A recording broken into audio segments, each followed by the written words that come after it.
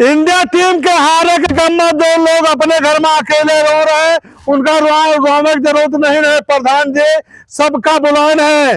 वो सब लोग जो क्रिकेट प्रेमी है वो लोग आवे, प्रधान जी के द्वारे पहुंचे। प्रधान जी दारू की व्यवस्था करे हैं।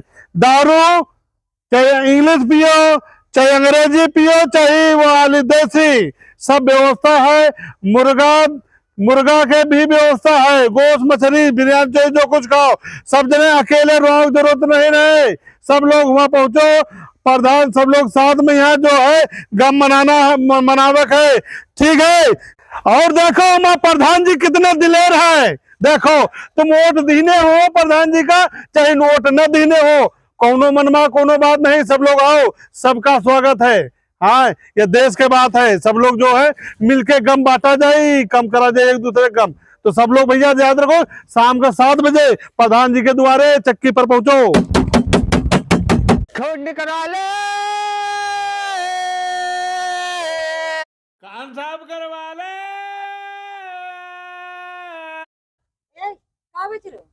बेच कुछ ही नहीं रहा हूँ।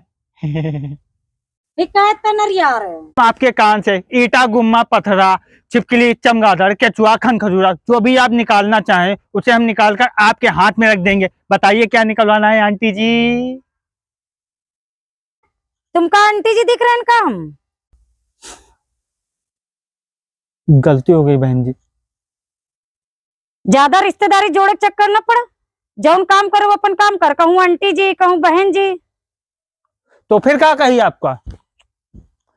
खोड निकलवा ले।